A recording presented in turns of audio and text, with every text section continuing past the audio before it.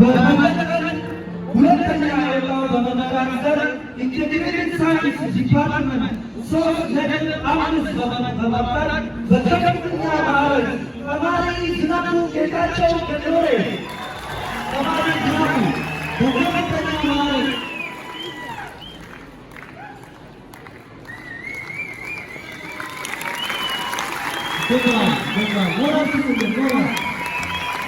ተማሪ ዝናቡ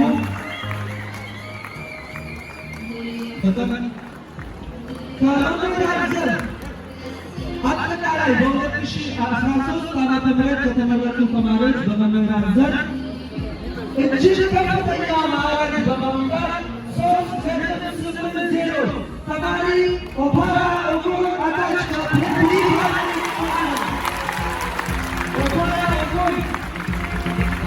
እጅግ ከፍተኛ ማዕረግ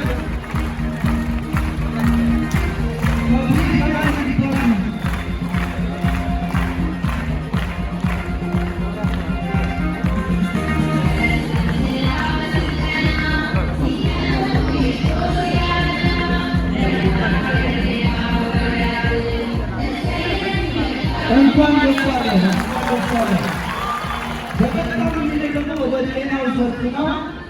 ከጤናው ዘርፍ ሶስተኛ ደረጃ ቬሪ ጉድ ምግብ በማምጣት